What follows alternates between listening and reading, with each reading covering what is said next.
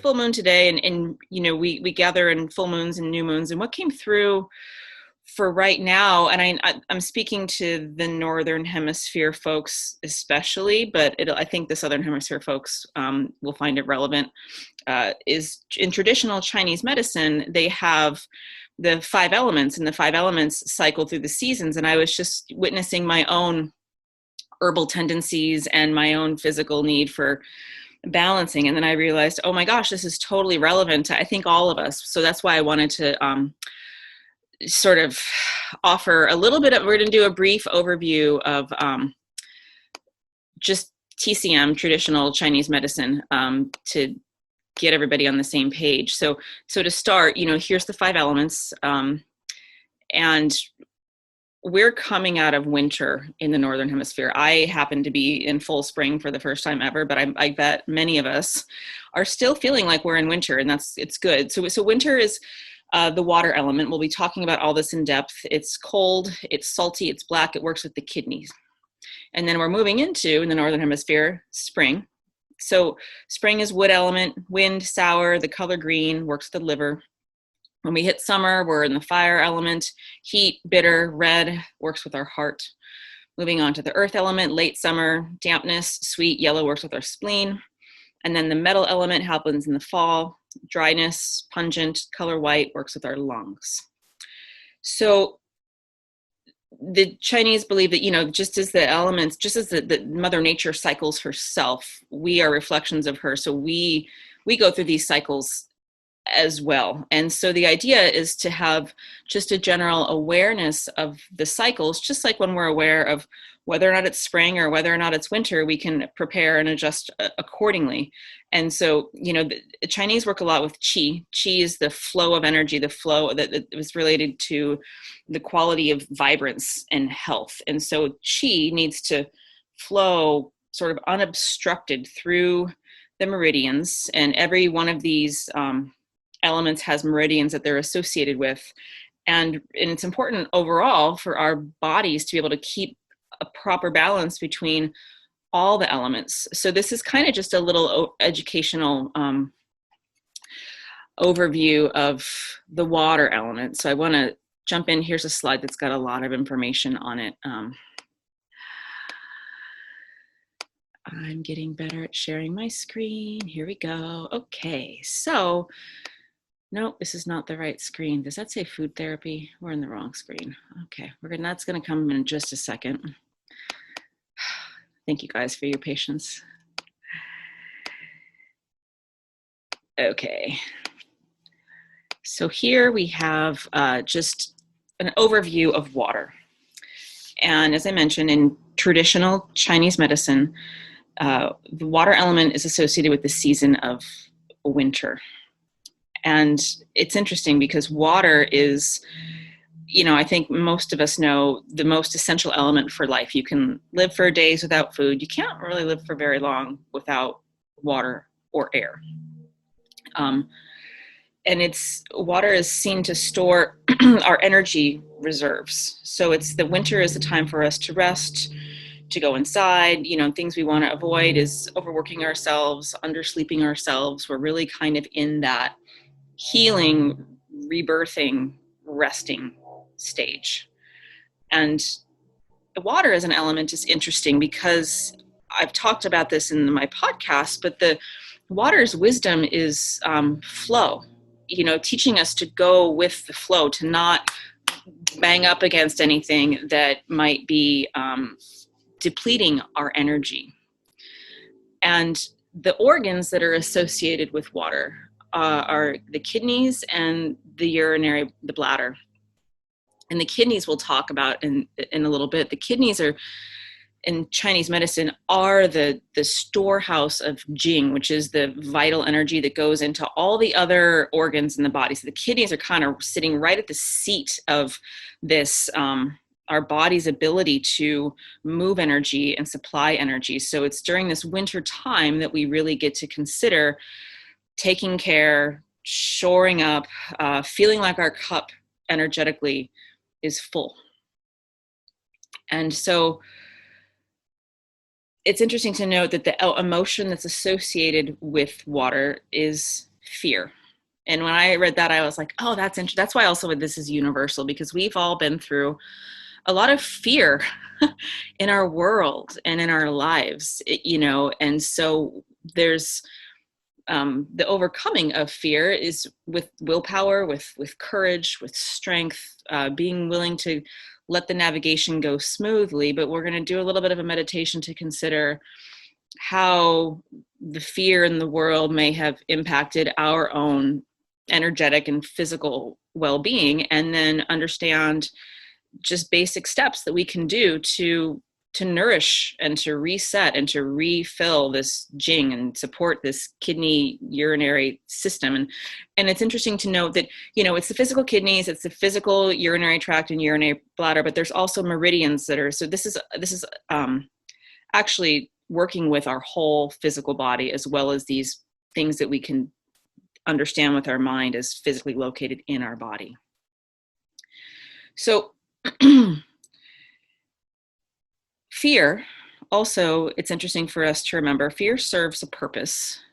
When we were hunter-gatherers and when we're in a situation of fight or flight, being afraid, when we really need to run, it's a really good purpose. It fires everything up. We also know that we tend to live in times where there's not as much to fear, and it's an adjusted culture of just running on fear, and that causes adrenal fatigue and things like that. So we can consider the importance of fear, but also consider that at this juncture, when we sense fear, it might just be less about the full physical fight or flight, but maybe more about the flow, the idea of when we feel something, we're rushing up. When I was telling everyone my bear story, it wasn't that I was actually physically afraid, but I thought, oh, I'm feeling some resistance here. Maybe just pause, give it some time, and see how things feel in the next season. So it's this energetic signaling, and, not seeking to eradicate all fear. Well, ideally that would be the case, but just letting the fear be and observing what it might be trying to tell us from a standpoint of higher wisdom.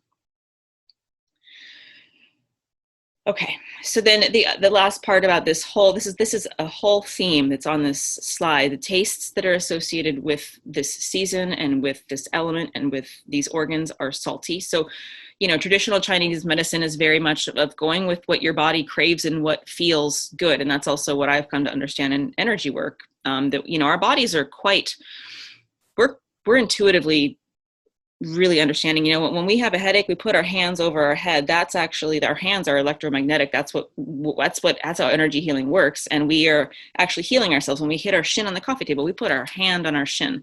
When we crave greens or proteins, it's likely ourselves helping ourselves rebalance. So salt is associated with rebalancing this particular element and these meridians. And the sense organs are our ears. One of the ways that Chinese see to help rebalance this water element, the kidneys, the urinary, is to actually just massage every single part of the ears. And there are practitioners that know that every single part of our ear is tracked to some part of our body. The tissues that are associated with the kidneys and the water element are bone, and kidneys are related to bone marrow. So the strength of one's bones is kind of a signaling of the presence of the water element. And when everything's, there's these 5 elements, there's these 5 seasons that the traditional Chinese medicine uses. And when everything's firing well, then we have these virtues. We have strength, we have courage, we have wisdom. We can sense the fear and we don't shirk back from it. We use our higher wisdom and we navigate and we watch the flows of energy. So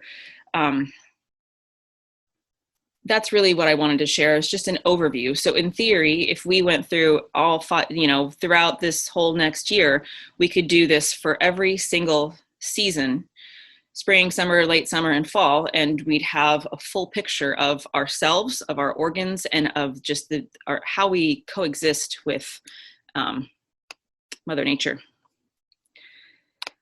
Okay, sorry, I didn't see you waiting there, Ellen. Okay, so let's move on to, I want to talk really briefly about, just give an overview of the kidneys. I am not a doctor, but I think it's always kind of interesting when science meets spirit, right? Where we can just be like, oh, that kind of makes sense. So here we have an image of our kidneys. Kidneys are the little bean-shaped sacs. We have two of them, and they're urinary tract organs. And it's interesting to consider that, kidneys are associated with the element water. Also, kidneys' function is to regulate water in our body, to help, cleanse the blood and, get to our urinary tract and help us release water, also help us regulate water in the form of plasma so that we are balanced in this water element. And so yeah, their basic function is to filter the blood and make urine. So that means removing waste and balancing fluids, essentially. And when our kidneys are functioning, ideally, we're filtering a half cup of blood every single minute. So our kidneys are super beautiful to just consider as an organ that works for us all the time.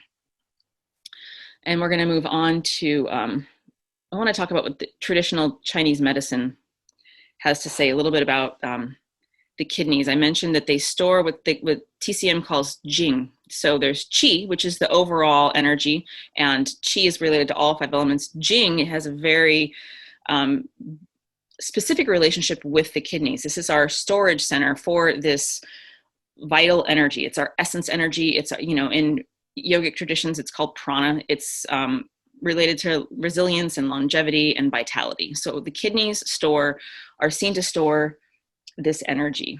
And they also work with our endocrine system and our adrenal system. So that's where the fear part relates in, right? Because when we're maybe not firing on all cylinders in this way, then we can kind of get depleted from this Jing. And if it's probably because we're running some sort of fear dialogue in our minds or experiencing some sort of fear. So let's get to,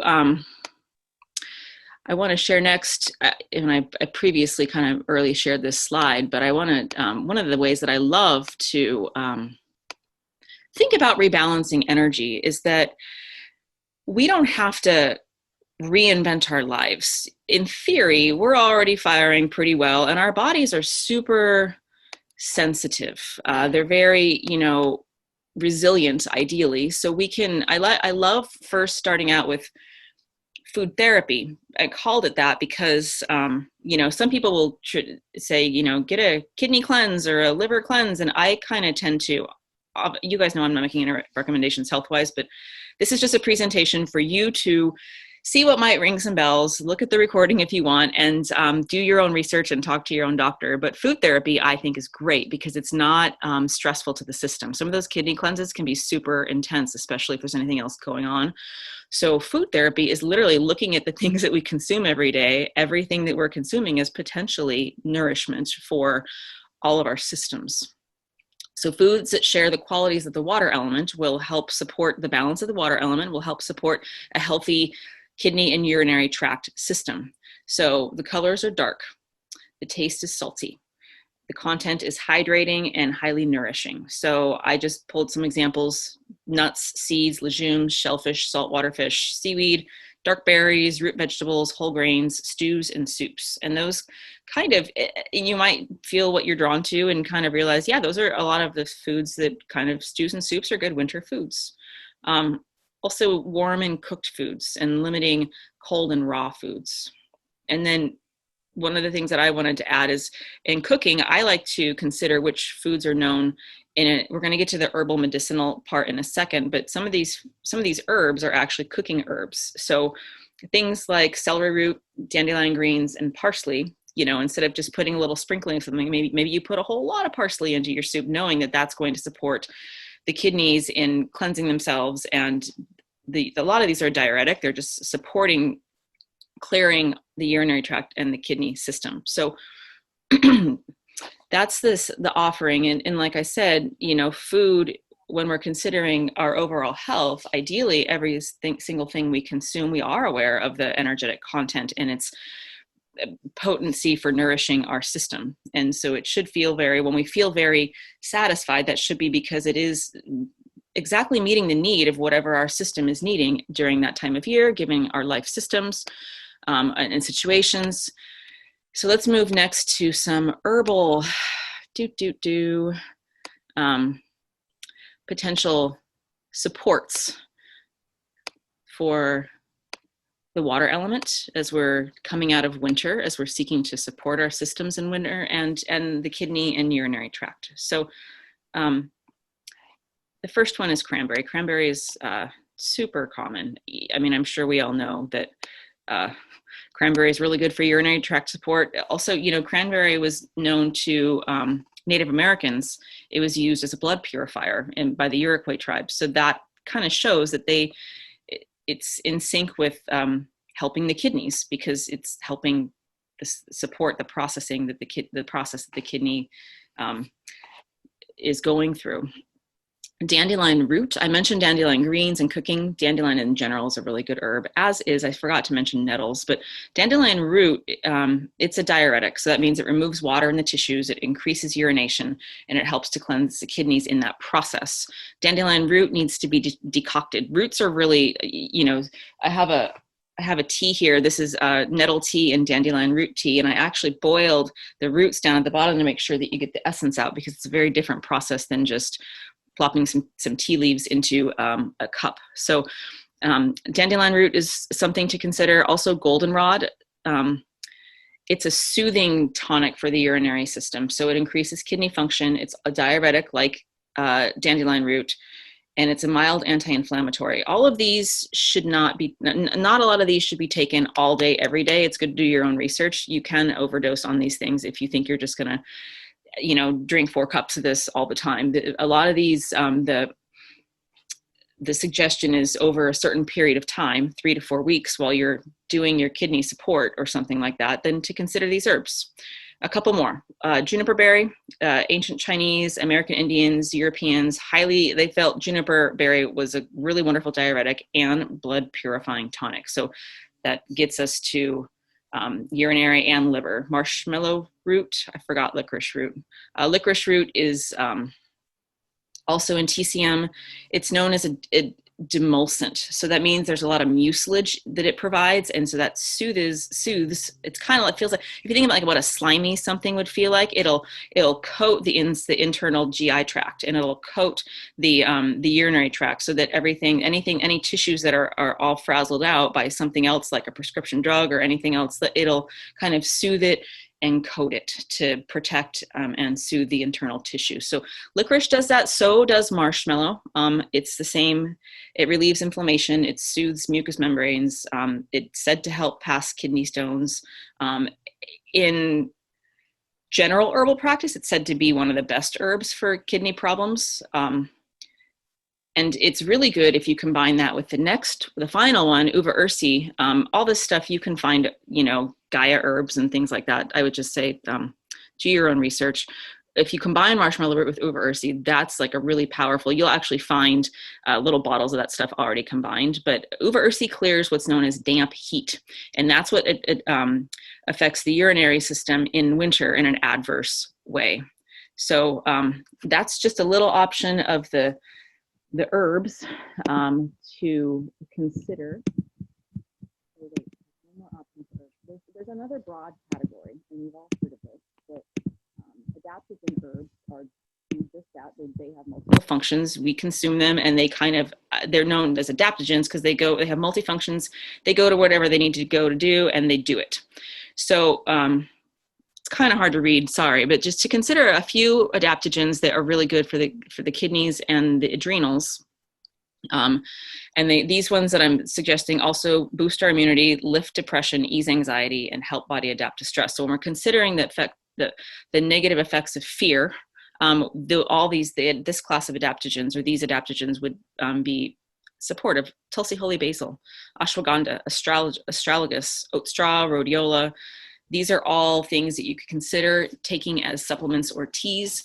Things like ashwagandha and astragalus, it kind of tastes like medicine versus like, oh, I'm going to take a great tea. So sometimes it's interesting to combine those with yogurts or things like that. But and all these are found in capsule form. So another class of, so we started with the foods, which are super mild, and my favorite way to do it, because you can just be making your pot of soup and stew and you've got your medicine in your dinner. And then there's also the idea previously of the teas and the uva ursi and the cranberry or pill form. And then the adaptogens are sort of less specific, broader class, but still will support what we're ideally trying to achieve is balancing. When we can't control the seasons, we can't control the external world. We can be responsible for how we respond and to take good care of ourselves. So if we've just been through a situation, a winter that might have been particularly challenging on a subconscious level, and maybe there was messages of fear within us that we came up noticing, or maybe it's just a big general feeling of instability in the world as we're going through, rapid, massive transformation in some senses. That can be a little bit subconsciously, fearfully destabilizing. So that's kind of why I was like, oh, let's just do a little run through from this. You don't have to, obviously don't go out and do all this, but maybe from this presentation, somebody's like, oh, I'll drink more cranberry juice. That's great. So the final thing that I wanted to say, because I love working with essential oils as well. So you could consider above and beyond, or just instead of consuming anything, putting some of these in a diffuser to help with the mental emotional component, because we have physical, mental, emotional, spiritual bodies energetically and all of it. So essential oils, we have the floral oils in general. I like geranium, ylang ylang, jasmine. These are kind of just like when you think about how you feel, how you kind of open when you smell a flower, you can feel how it gets to the deeper parts of ourselves. It's almost like a heart opener, but it really nourishes the yin and parts of ourselves. It helps us, it lifts our spirit. It connects with kind of just the inner parts of ourselves that are so beautiful beyond the external world. So floral oils in general for soothing and lifting up the inner sensitive parts of ourselves and helping them feel good. And then basil is, I love basil because it's used for fatigue, depression, focus, and memory. So if we think about the kidneys being the source of this vital energy, if we find ourselves feeling fatigued during winter or not really in the get up and go, then maybe basil essential oil is really wonderful. Pine does that. So does juniper berry, cedarwood, and thyme. They're kind of these, when you smell, I forgot to include pine, but when you smell it, you kind of feel like invigorated a little, more or less. So it kind of is good to get over maybe the feeling of energetic fatigue without having to push through something. Just have it be something that you add to your daily routine. Okay, so that was a lot of talking. And what I wanted to get to now was a little bit more of a shifting to this moon and being able to integrate the water element in all the information we just took in into just sort of a healing practice for this full moon. So I wanted to present next. It's interesting because this moon is called the worm moon, known most commonly because it's said that it's when the worms start to come out in spring and the birds get to eat the worms. I did a little bit of research and I loved that I found there's all sorts of interesting names that the Native Americans had for this particular moon. Some of them were around the reappearance or the appearance of animals. So the Algonquin called it the eagle moon. And this is probably just very much location dependent and their unique experience. Goose moon to the Cree, Crocom's back moon to the northern Ojibwe. I'm not sure I said that right. And then some of the moons to the natives were signs of season. So the sugar moon, this is the time when the sap sugar flows from the maples. The wind strong moon, this is when the windy days to the Pueblo Indians start to arrive. And then the Lakota and the Dakota, they called it the sore eyes moon because the snow and the moon were very made their eyes sore with all the light. So I wanted to share that just because it's helps us to get out beyond the world that we think and realize that there's many other people and tribes and ways to connect with the energies of this particular moon, but a sense that for us in the Northern Hemisphere, it is very much about these inklings of spring. Maybe not even there yet, but kind of, it's like the buds of the trees are slowly starting to open up, and some of them are a little bit timid, and some of them are right out there, and some of them are going to take another month, but we can sense that this process, the wheel is turning. So it's this lovely kind of last reach for the healing elements and aspects of an internal winter dark time, and the knowing that the light of the sun, the energy of spring, is right around the corner.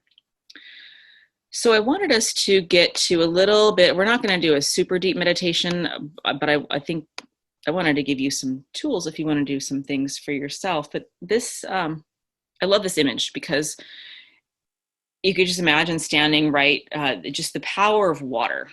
I often do an ocean meditation, but this was, you can imagine this person, you're there and you can just feel the mist coming off that huge waterfall. And water is, as I'd mentioned in the beginning, water is a flowing energy. It takes whatever shape of the container. It's super powerful. It goes wherever it needs to go. It just flows. So you can imagine meeting the element of water and feeling how the potential need for healing would be anything fearful and anything that feels fatiguing. But water is also cleansing and invigorating, and is reminding us to maybe even have courage to release into the flow. So I wanted to invite us just for a second to maybe turn internally. You can close your eyes, you can just kind of look at this image or keep your eyes down, but consider for this winter, if you're experiencing winter, or this last lunar cycle, this particular year, what might be something that's still lingering that feels a little uncertain, a little bit fearful, a little bit not resolved. And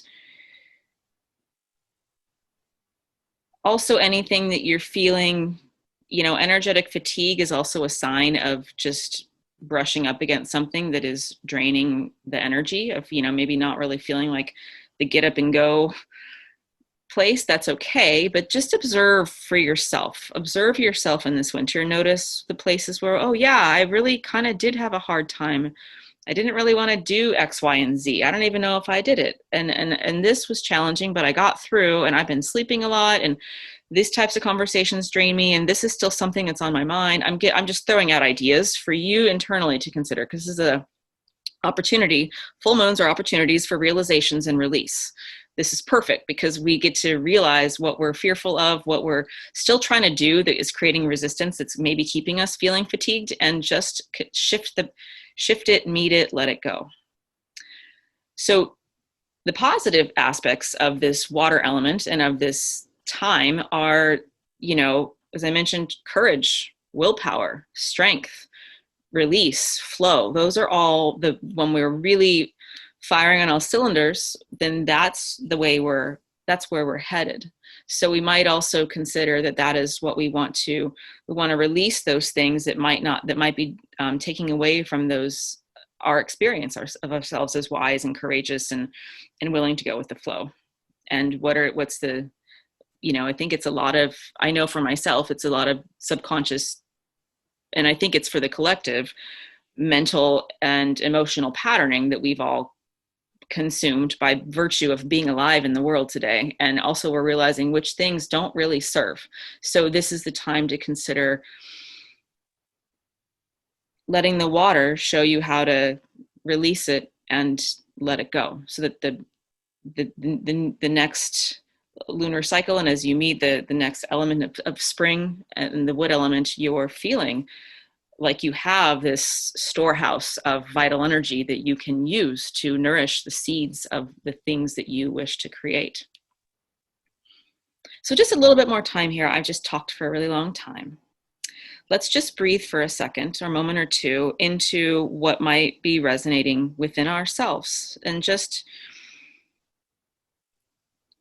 come inside as you take your inhale, inside to your own internal world, and exhale. And just breathing for about 8 more rounds. And notice what your higher self might be showing you. Notice what might be resonating for you.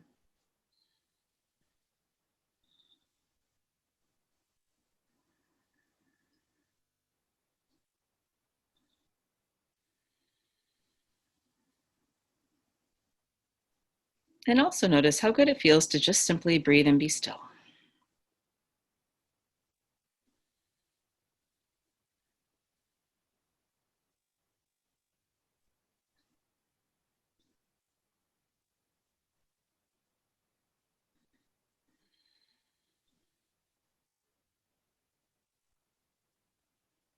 And potentially set the intention that these realizations, we're working with the energies of the moon. This is just the moon's pulling things up and out to be seen, and she's going to be helping us and encouraging us and supporting us in release.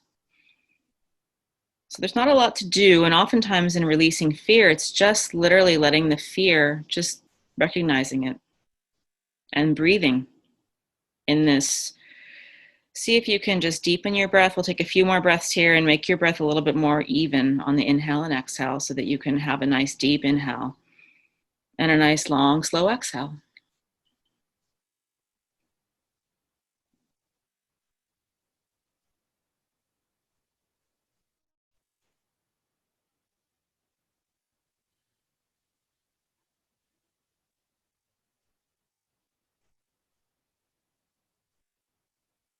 And oftentimes, it's just simply the realization itself that is the most powerful.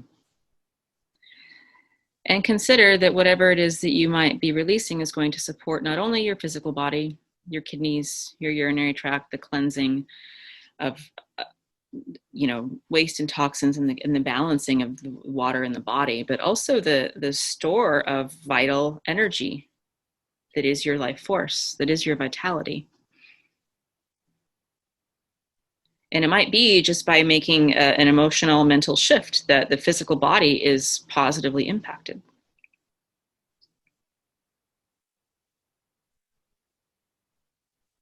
Okay, so keeping your eyes closed for as long as you want, I want to move next to the final thing that I prepared to share. And for our gathering together today, thank you for everybody who's here live. It's a blessing bowl. And a blessing bowl is kind of a hybrid combination. I love making flower essences, and I'm going to show you. I took a picture of it outside because it was going to get a little bit cumbersome for me to actually show this to you live. So it's sitting outside right now, but I think it's just going to be easier for us to look at an example of this. So here's what I prepared as a blessing bowl. And there's a couple interesting things that I want to share if you consider working with the energies of the moon and making your own blessing bowl. So in making flower essences and using water to create anything from a floral essence to essential oil distillation to any other kind of fun, magical, herbal thing, it's important to consider the vessel and the energy of the vessel. So this is, I lost in the move, but I used to have a crystal bowl that was just a clear crystal bowl. And I loved using crystal because it felt like it was amplifying the light. And many flower therapy people will say, use spring water or some kind of clear water with the crystal bowl. And I was looking around for what I had here. And this is a hand-blown glass bowl. So I picked that one because, a metal bowl isn't really going to be the right thing to be able, what you're wanting to achieve with a blessing bowl or a flower essence is the light from the sun is coming down to connect with the water. The flowers themselves are giving information to the water. And you also want the energy from the earth to come up. So you want it to be unobstructed. So it kind of makes sense that plastic and metal are going to do something maybe a little bit wonky. So glass or crystal or whatever feels like ceramic that's clear. So and what's in the bowl is just well water up here, the clearest water I could find. And then it's flower essences themselves. What you do is you pick the flower at its highest point. The theory is that, plants only flower when they are at their super most abundant with vital energy peak. It's like having a baby. They're not trying to procreate unless they themselves feel like they can pull it off. So when you look for flowers that are present, I looked around the property today and we have a wonderful couple different outside the fencing, just masses of wild dandelions. So I picked these dandelions, and what you would do if you were doing this, what I'm going to do is you just take the flower itself. So I would kind of cut it and put the flower in the water. And the idea is the flower is communicating energetically its heightened, most vibrant version of itself energetically. It's giving the information to the water. It's one of the more subtle forms of herbal medicine. It's probably the most subtle. But when you're working, I also, in the little blue bowl below, I have dried chamomile because it just felt like a sunny golden thing to add. I don't have it. I think what the most important part for a blessing bowl is work with what's around you. Work with the stones that are around you. Work with the plants that are on hand. You probably have already drawn to yourself whatever it is that you need. And I've made a little rosemary wreath because the rosemary up here is still unbelievable. It's just really happy. So what you would do is drop the flowers into the water right about now at high noon and leave them through the night, because the moon is going to also give her energy as well as the sun. And what I have down in front is to the right are some green fluorite crystals that I love using for just any kind of spring energy. I collected a bunch of acorns. There's so many acorns around here. And then the rock that you see, I'll show it to you. That's a local rock. There are crystal caves near this property. This rock has malachite and azurite and peacock ore and quartz, and like it's connecting to what you're wanting to do is connect to where you're at while you're connecting to the sun and the moon and making this blessing bowl.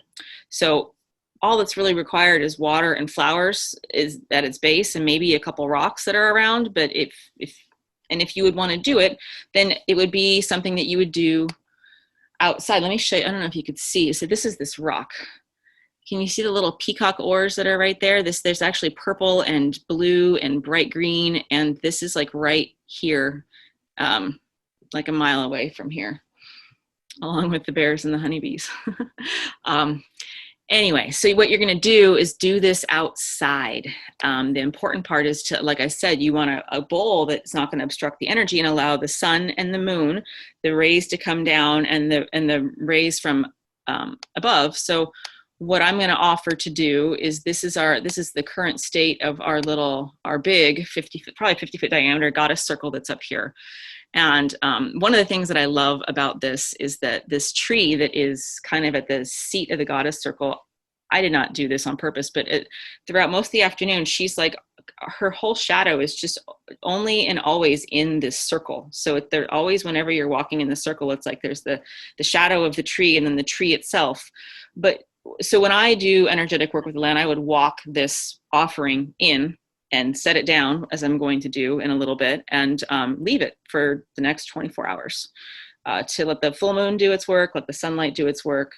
And the offering part that I wanted to suggest, and this is something that you guys can do if you feel so inspired today and this evening. It's a good time to work with the energies of the moon.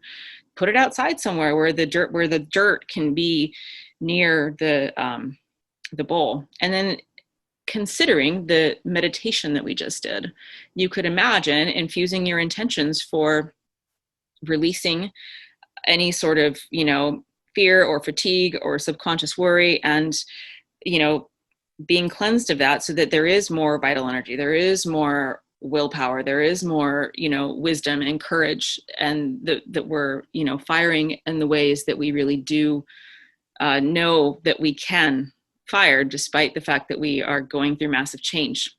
So what I wanted to suggest is that I'm going to do this today and offer it to be something that will ceremonially affect all of us gathered now and in the future, and keep it out there so that it can be just a general offering for, realizations and transformation and release. And I'll stop the share, but I wanted to offer to you guys, if you wanted to just quietly to yourself, send your intentions to that bowl. You can also write it in the chat. You can Oh, just the shadow is amazing. Yeah, we can take some time if anybody wants to speak anything. I don't, the temperature of the group is always interesting depending on the people gathered. So I just felt called to kind of do a personal and then an example. So if you want to do your own, and also have this be that if you want to send your intentions to that out there, just go for it and do it now, and know that I'm going to be doing that for us, for all of us this afternoon, to work with the full moon. So that the other part of this is that we've kind of reached a crescendo in Luna's energy, right? You start off at the full moon, it's building, building, building, building. Now it's at its peak. It's going to start to release. So we're generally also wonderfully in sync with the water and the winter and the kidneys and all that stuff. Release, cleanse, purify ourselves so that we can meet spring with as much jing and vital energy as our soul really desires. So yeah, feel free to write into me privately. I will not read out anything that is private, but I also feel like just if anybody wants to share anything at this juncture, now will be the time for us to share. That's more or less the bulk of the presentation that I'd prepared for us today.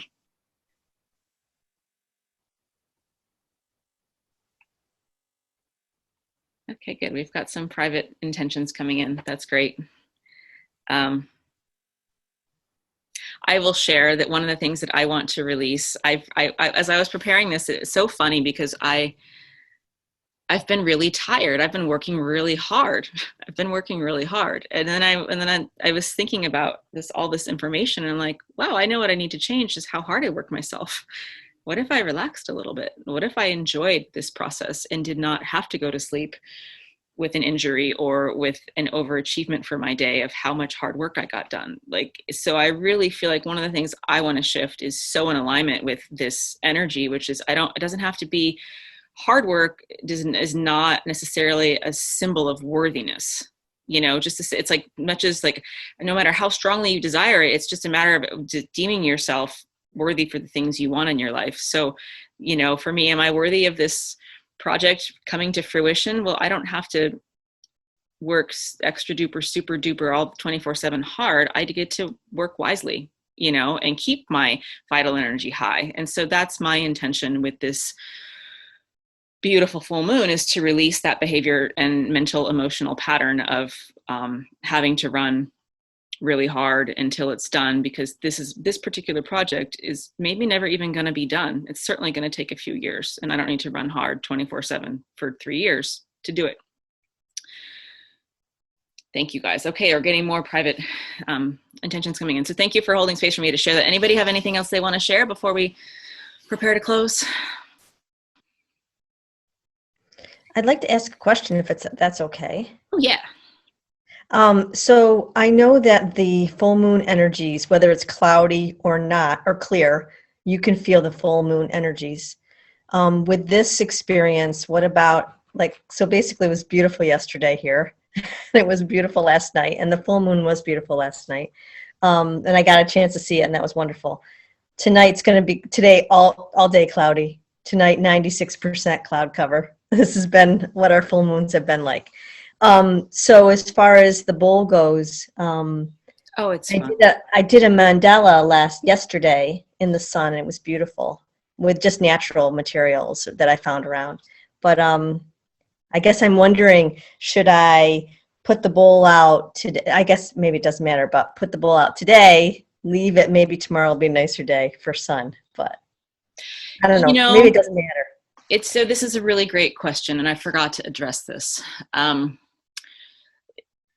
This is kind of us moving beyond the 3D world. Just because we can't see the light of the moon doesn't mean her energy isn't going to in the same impact. It reminds me of, I talk in the Heart Alchemy course about, electromagnetic waves and how we can't see them, but they go through elevators, and and our cell phones still pick them up. So really trusting that the energy of the moon is not at all obscured by clouds. It's like her energy is there. And when you think about it that way, doesn't it make sense? Oh, of course, I could be indoors or I could be outdoors. And in theory, moon's energy is affecting me during the full moon, period. That we know that's true, right? So just because we can't see it doesn't mean that, it's the same thing as like we could go out and commune and look at the moon or look at the sun we could also, if we're indoors, do the same thing, knowing it's there.